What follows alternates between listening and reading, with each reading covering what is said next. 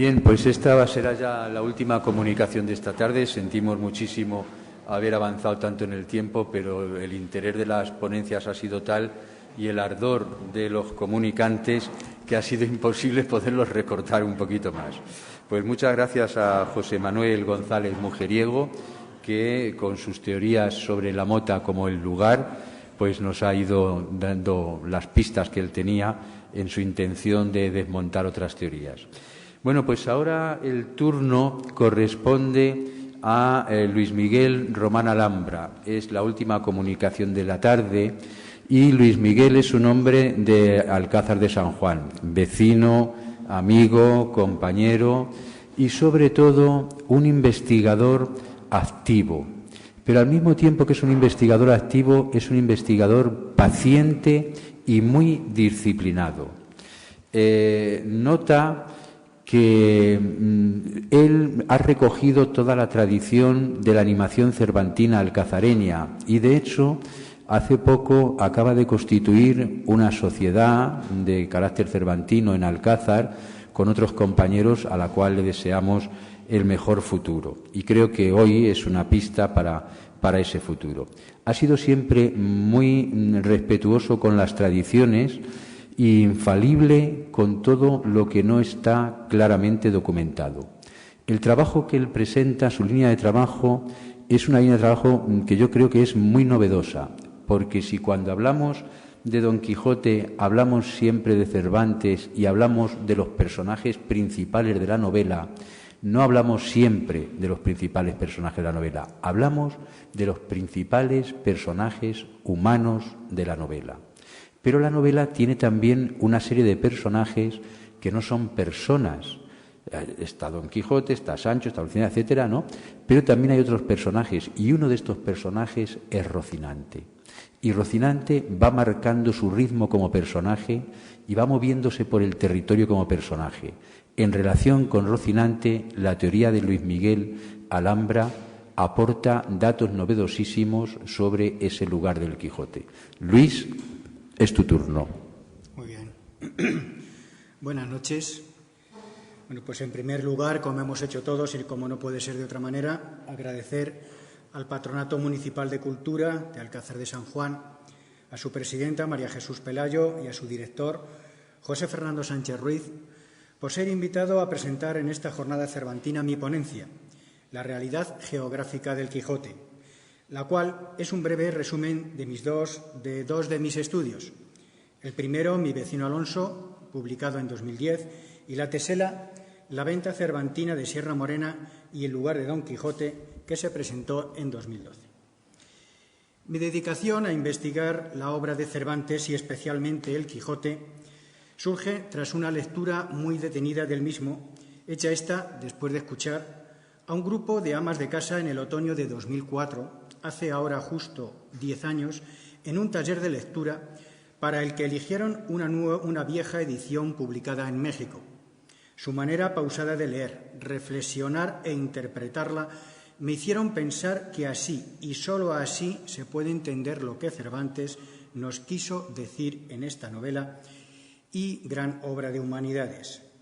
Después de esta lectura y ordenadas mis notas, especialmente las relativas a caminos, lugares, distancias, etc., presiento que aunque Cervantes nos esconde deliberadamente en la primera frase de la obra, en un lugar de la Mancha, de cuyo nombre no quiero acordarme, nos va dejando conscientemente diseminados en el resto de los capítulos datos con los que es posible acercarnos y, por qué no, determinar este lugar, sin duda alguna conocido por él y del que nos oculta su nombre.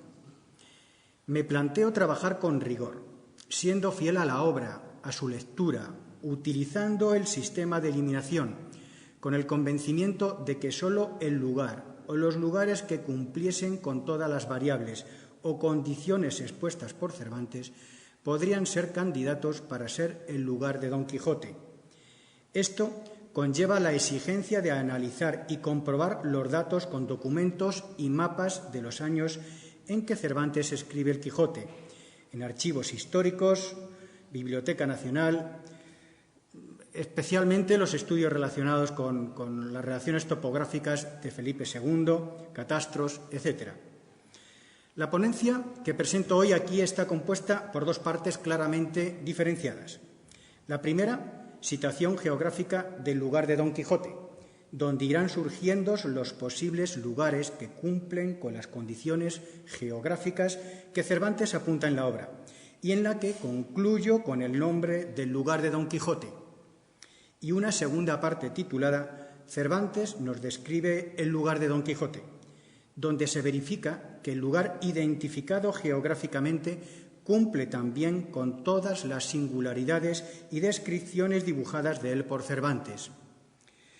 Permítame sugerirles que se imaginen cabalgando a lomos de Rocinante, tal y como lo hace Don Quijote de la Mancha. Sabemos que de él era flaco y pausado. Si no lo hiciéramos así, el mapa de la Mancha de Don Quijote no sería una realidad geográfica, estando incluso llena de contradicciones, tal y como han sugerido muchos autores hasta hoy. A continuación, vamos a comprobar lo trascendental de esto. ¿Qué tiene aquí de importante en una ponencia significativamente geográfica este caballo, que aparte de dedicarle Cervantes unos versos de Cabo Roto y un soneto, solo es el caballo de Don Quijote y destinatario como su amo de 101 palo? Pues bien, Rocinante, junto a Don Quijote y Sancho Panza, es uno de los protagonistas principales de la obra, puesto que todas las distancias recorridas están relacionadas a su paso, al paso de Rocinante. Además de las pobres condiciones físicas del caballo, descritas por él, por Cervantes, es en el combate de Don Quijote y el caballero de la Blanca Luna en las playas de Barcelona donde se nos concreta su verdadera diferencia con un caballo normal. Dice así: volvieron entrambos a un mismo punto las riendas a sus caballos, y como era más ligero el de la Blanca Luna, llegó a Don Quijote a 2 tercios andados de la carrera, y allí le encontró con tan poderosa fuerza, sin tocarle con la lanza, que la levantó al parecer de propósito, que dio con Rocinante y con Don Quijote por el suelo una peligrosa caída.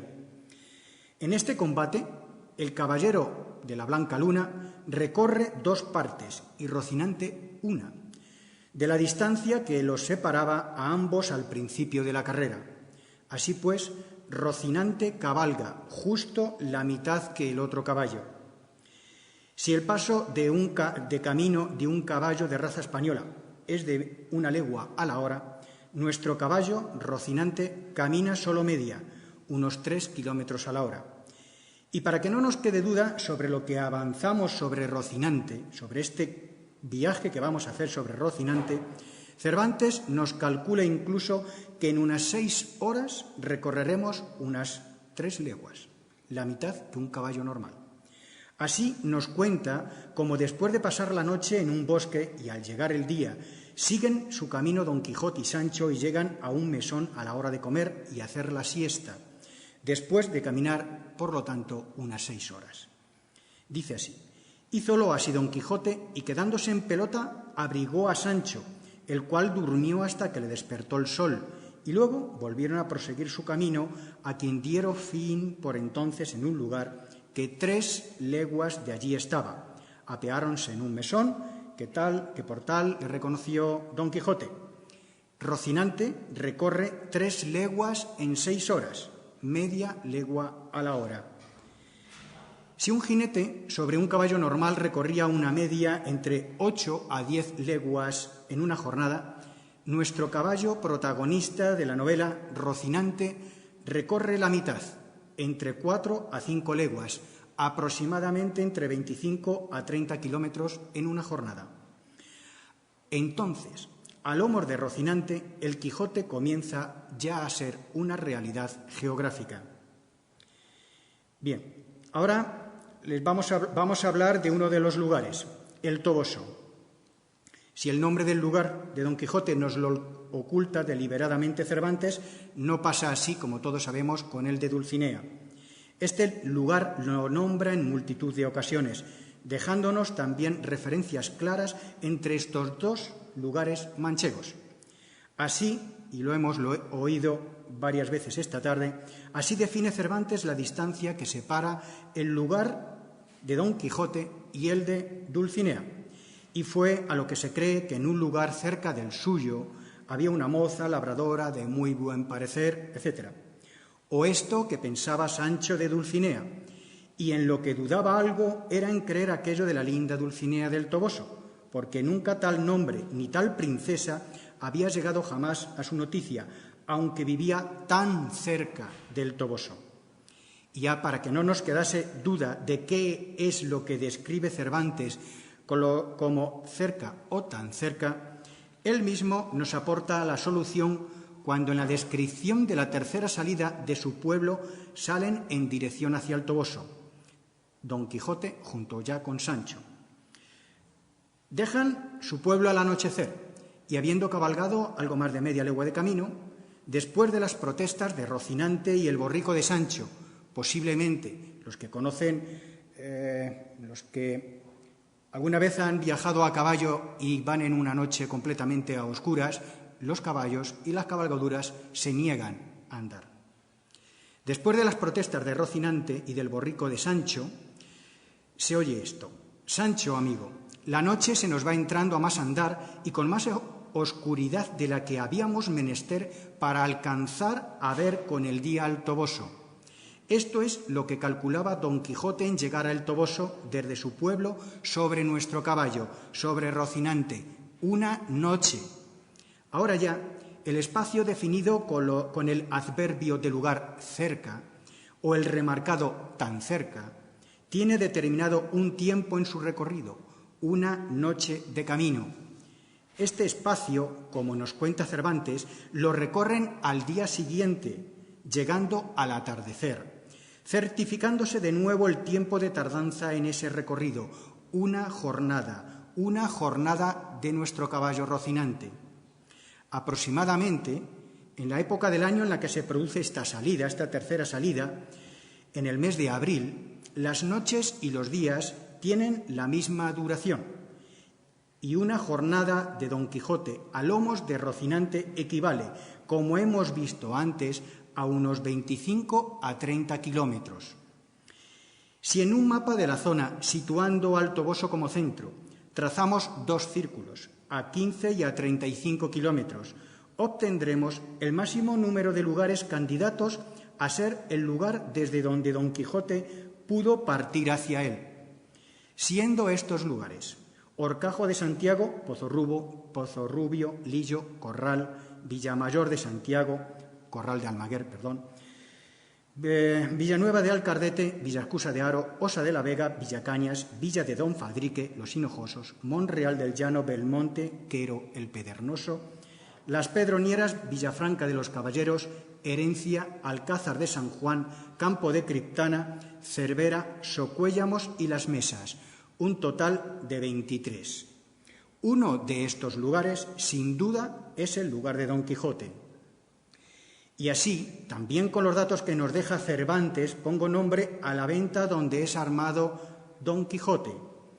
En la época de la escritura de El Quijote, cerca del Toboso solo existían 4 ventas.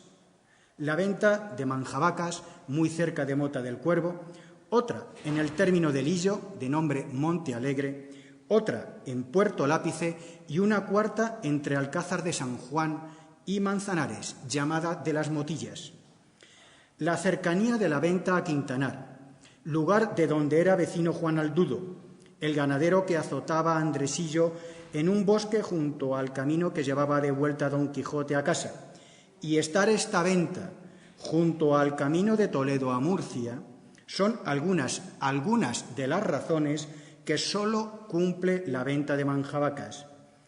Y de la misma manera, tomando como centro esta venta de Manjabacas, trazo 2 círculos, a 15 y 35 kilómetros, donde quedarán integrados todos los lugares manchegos que se encuentran a una jornada de distancia de ella, el tiempo que tardó Don Quijote en llegar a la venta desde su casa en su primera salida. En el capítulo el camino de Toledo a Murcia de mi vecino Alonso, queda definida la zona de la Mancha que Don Quijote recorre en la primera salida de su pueblo y también la dirección que llevaba en ella. En su vuelta a casa, desde la venta donde es armado caballero, a poco de dejar Andresillo, de nuevo en manos de Juan Aldudo, llega a un cruce de caminos y deja que Rocinante elija por dónde seguir. Lógicamente, Rocinante toma el camino que le lleva a su cuadra. Continúan hacia su casa y poco después se encuentran de frente con unos comerciantes que se dirigían por el camino de Toledo a comprar seda a Murcia. Ahora tenemos uno de los datos más importantes sobre la geografía del Quijote y que desestima a muchos de los lugares candidatos. Nuestro hidalgo se encuentra camino a casa en el antiguo camino de Toledo a Murcia y, evidentemente, su dirección de regreso era hacia el oeste, hacia Toledo. Si no, nunca podría haberse encontrado con los mercaderes que iban a comprar seda a Murcia. Las declaraciones del cura de que por mitad de mi camino hemos de pasar, en el engaño tramado para llevar a Don Quijote desde Sierra Morena a su pueblo y que desde allí acompañase a la princesa Micomicona hacia el puerto de Cartagena, hacen que solo un lugar que esté en este camino que llevaban los mercaderes de Toledo a Murcia sea el lugar de Don Quijote. Este antiguo camino de Toledo a Murcia, según las relaciones de caminos de la época de Cervantes, de Juan de Villuga y las contestaciones de los pueblos a las relaciones topográficas de Felipe II de 1575, tenía dos variantes de longitud similar. Saliendo, como pueden ver, desde Toledo y llegando a Nambroca, se podía usar una variante más al norte pasando por Almonacid, Villanueva, Tembleque, Villacañas, Villa de Don Fadrique, Puebla de Almuradiel, Miguel Esteban, El Toboso, Mota del Cuervo, Venta de Manjabacas, Las Mesas, El Pedernoso, Las Pedronieras y El Provencio.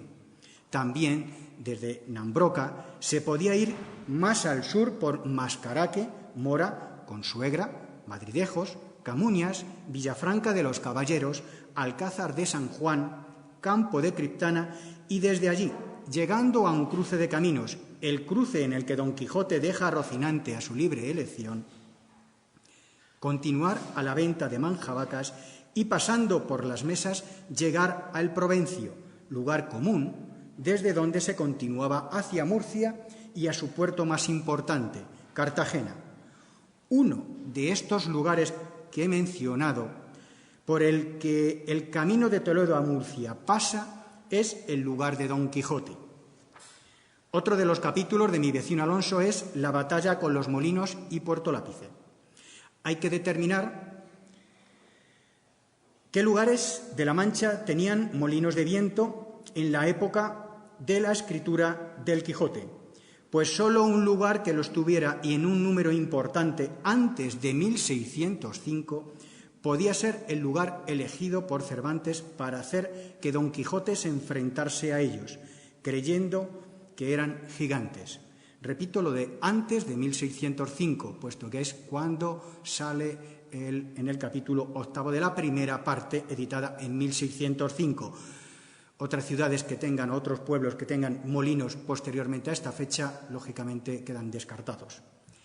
Las relaciones topográficas de Felipe II en 1575 o las visitas de la Orden de Santiago a sus lugares en los primeros años de 1600 son algunos de los documentos que aportan estos datos. Antes de la publicación de la primera parte del Quijote, los únicos lugares de la Mancha que contaban con molinos de viento son Campo de Criptana, Belmonte, Las Mesas, Mota del Cuervo, El Pedernoso, El Toboso y Villaescusa de Haro. También había molinos en Chinchilla de Monte Aragón, cerca de Albacete, y posiblemente se llegase a construir uno en Almagro, pero la gran distancia que separa estos lugares del Toboso los descarta totalmente. Uno de estos lugares fue el elegido por Cervantes para la más famosa conocida y dibujada batalla de ficción jamás escrita. ¿Cuál de estos lugares puede ser en el que Don Quijote cae de espaldados a los pies de uno de sus molinos de viento? Bien, sigamos leyendo el Quijote y sigamos sobre Rocinante. La distancia que hay entre este lugar con Puerto Lápice, ahora hacia donde decide Don Quijote dirigirse después de la batalla con los molinos, es concluyente, 1 jornada y media de camino. Es después de ser derrotado por uno de sus molinos al comienzo del día, cuando se dirigen hacia Puerto Lápice. Cabalgan durante toda esa jornada y pasan la noche entre unos árboles. Al día siguiente continúan su camino y lo descubren sobre el mediodía. Al paso de nuestro caballo, Rocinante, en 1 jornada y media recorreremos entre 35 y 45 kilómetros. De los lugares que tenían molinos de viento en La Mancha, en la época de Cervantes, solo Campo de Criptana está entre esta distancia con respecto a Puerto Lápice.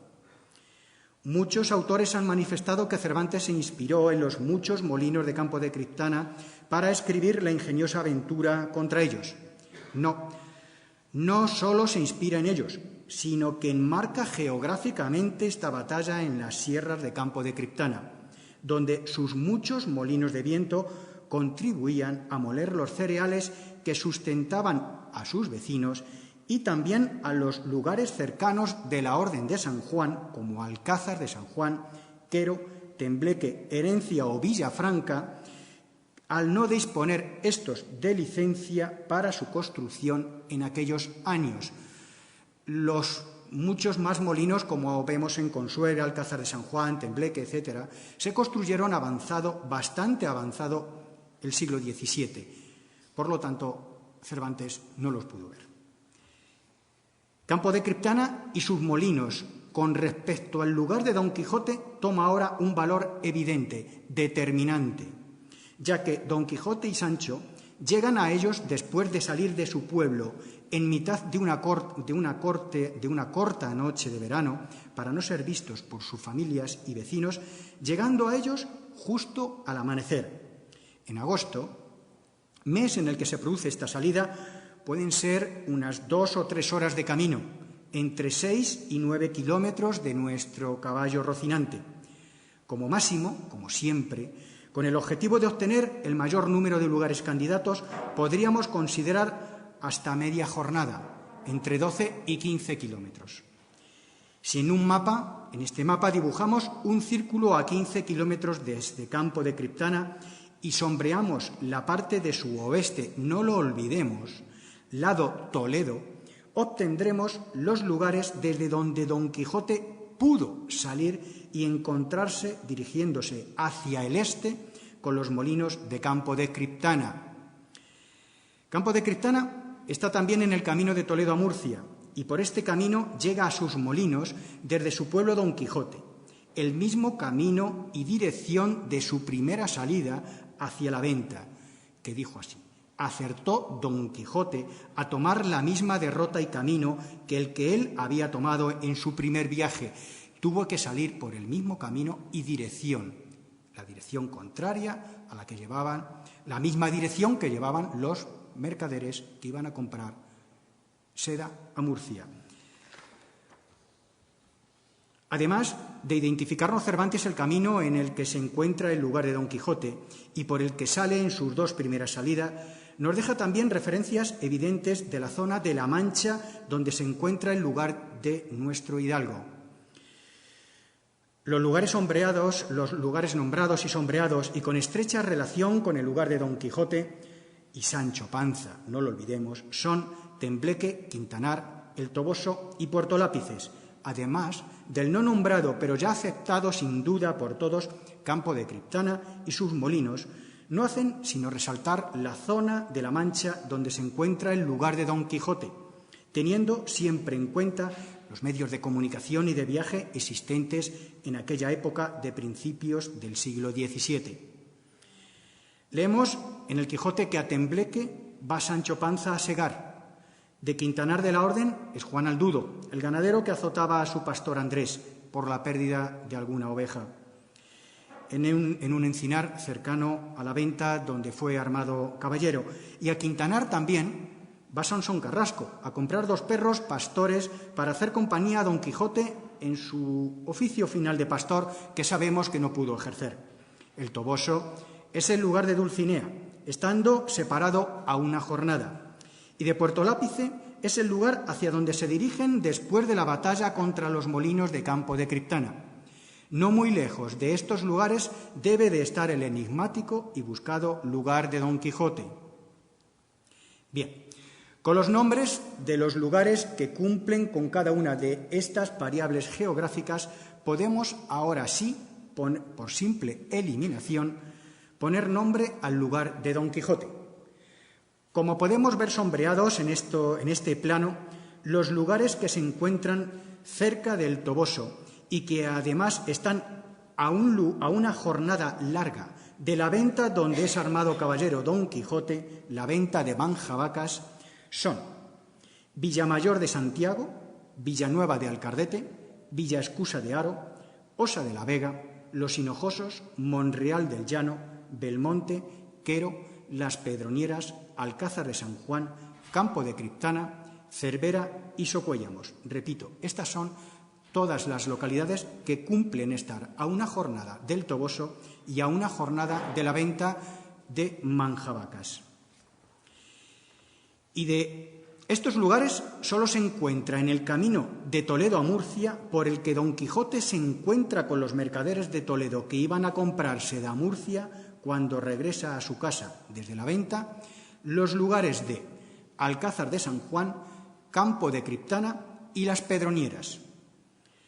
Como nos describe Cervantes, Don Quijote se encuentra con los famosos molinos de Campo de Criptana al amanecer, después de salir de su pueblo durante la noche, por lo que este lugar debía estar a unos 6 o 9 kilómetros, 2 o 3 horas de camino de nuestro caballo Rocinante. De su cabalgar.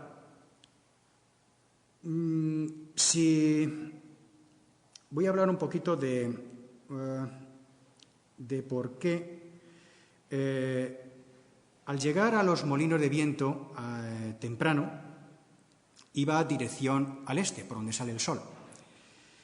Sale por el mismo camino que en su primera salida. En el camino de Alcázar de San Juan a Campo de Criptana, a mitad del camino sale un camino a mano izquierda y este camino llega al cerro, los de Campo de Criptana lo conocen perfectamente, que se llama el Cerro de los 7 Molinos. Es un camino que sale casi a 45 grados de este camino.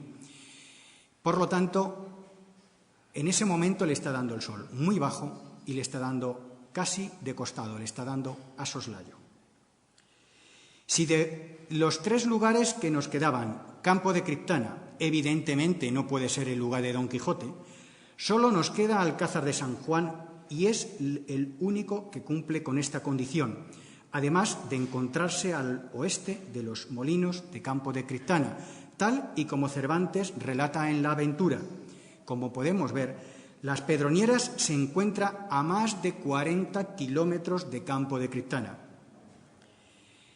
El lugar de la Mancha, de cuyo nombre Cervantes no quiso acordarse, lugar donde nuestro hidalgo manchego nace, vive y sale en busca de aventuras junto con su vecino Sancho Panza, y donde después de derrotado en Barcelona vuelve y poco después muere, es, según esta breve ponencia, Alcázar de San Juan, el lugar donde nos encontramos. Lugar cercano al Toboso, justo a 28 kilómetros por camino, a una jornada exacta sobre nuestro Rocinante. Como nos indica Cervantes, lugar por donde el camino de Toledo a Murcia pasaba por su plaza, a escasos metros de donde nos encontramos ahora mismo. Lugar desde donde Sancho fue a segar a Tembleque para ganar un jornal con que sustentar a su humilde familia, posiblemente por unas malas cosechas que en aquella época había por sequía, por plagas de langosta, etc. Lugar desde donde Sansón Carrasco fue a Quintanar a comprar sus muy famosos perros de pastor. Lugar a 6 kilómetros de los primeros molinos de viento, que entrando en el término de Campo de Criptana, Orden de Santiago, ya había en su conocido Cerro de los 7 Molinos, y desde donde después se dirigieron hacia Puerto Lápice, lógicamente, sin pasar por Alcázar de San Juan, rodeándola para así tampoco ser vistos por sus vecinos y llegar a verlo por el sur. Y así, dirigiéndose hacia Puerto Lápice, se encontrarían de frente con la comitiva de frailes de San Benito y viajeros vizcaínos que iban a Sevilla. Señores, hay que leer el Quijote. Si no leemos el Quijote, pues hay cosas que no nos van a cuadrar. Y siempre hay que hacerlo al paso de Rocinante, nuestra clave, la clave que nos dejó Cervantes para entender geográficamente el Quijote. Bien, pues como os puse al principio de mi ponencia, esta tiene 2 partes. Después de situar en el mapa de la Mancha al lugar de Don Quijote, en esta segunda parte, Cervantes nos describe el lugar de Don Quijote. Verificaremos algunas, como el lugar identificado geográficamente cumple también con todas las singularidades y descripciones que de él hace Cervantes. Cervantes aprovecha las cartas que se remiten la duquesa y la mujer de Sancho para casi dibujarnos cómo es el lugar de nuestros ilustres manchegos. Mucho se ha hablado sobre la condición de que solo una aldea podría ser el lugar del hidalgo Alonso. Quizás por las formas de hablar de la época, Cervantes unas veces trata al lugar de Don Quijote de su aldea, otras de lugar, otras de pueblo. De la misma manera lo hace con el lugar de Dulcinea. Unas veces lo nombra como aldea y otras con el título de ciudad e incluso le pone el título de gran ciudad, cuando en la época de la escritura de la obra el título de El Toboso era de villa. El lugar de Don Quijote era una villa y no una aldea porque debía de contar con una picota, columna de piedra sobre un basamento también de piedra, donde se ajusticiaban o mostraban al escarnio público a los condenados por la justicia. Solo una villa y nunca una aldea podía contar con una picota. Y así contestaba Teresa Sancho Panza en la carta que le remite. La fuente de la plaza se secó, un rayo cayó en la picota y allí me las den todas. En el archivo histórico de Alcázar de San Juan podemos ver en los primeros años de 1600 cómo se cambia, cómo se nombra, cómo se contrata a un vecino de Guadalajara como el nuevo verdugo de la villa de Alcázar de San Juan. Como he leído antes, la fuente de la plaza se secó, un rayo cayó en la picota y allí me las den todas. Alcázar de San Juan en aquella época contaba con una fuente en su plaza, que se abastecía por una canalización desde el Pozo Vallejo, desde el norte, por gravedad. Se debió este pozo casi secar o bajar considerablemente su nivel por las sequías de aquellos años, cuando, en 1616, el ayuntamiento, reunido en pleno, como está así recogido en sus actas, acuerda ampliar las extracciones de agua abriendo y canalizando junto a él otro pozo, llamado de la Huerta de Montoya. Tenemos que recordar que la segunda parte del Quijote, donde aparece la mención de la fuente y sus problemas de agua, es en 1615. En 1616, el ayuntamiento, debido a los problemas de agua que tenía en su fuente, decide ampliar y hacer un pozo al lado del existente. De los varios arroyos que contaba la villa de Alcázar de San Juan, nos vamos a fijar en uno de ellos, el llamado de la Mina. La duquesa envía la carta suya y la de Sancho a Teresa con un paje desde Aragón. Así nos describe Cervantes la llegada de este paje al lugar de Sancho. Partió de muy buena gana al lugar de Sancho y antes de entrar en él vio en un arroyo estar lavando cantidad de mujeres. Una de esas mujeres era la hija de Sancho Panza, que lo condujo hasta su casa. El arroyo Mina estaba y está, aunque ahora no es visible al estar canalizado, a la entrada de Alcázar por el este, el camino de Toledo a Murcia, el camino que desde Campo de Critana traía el paje, cruzando este arroyo justo a la entrada del pueblo. En este arroyo se ha estado lavando ropa por las mujeres de Alcázar de San Juan hasta bien entrado el siglo XX. Otra de las particularidades que debía de tener el lugar de Don Quijote y de Sancho Panza es su gran cantidad de monte y encinas en su término. Su fruto, la bellota, es solicitado por la propia duquesa a la mujer de Sancho. Dice así: «Decidme que en ese lugar hay bellotas gordas, envíeme hasta 2 docenas, que las estimaré en mucho». En Alcázar de San Juan, en la época en la que Cervantes escribía el Quijote, uno de los recursos económicos más importantes de la villa, incluso para los gastos del concejo, era la bellota de sus buenos montes.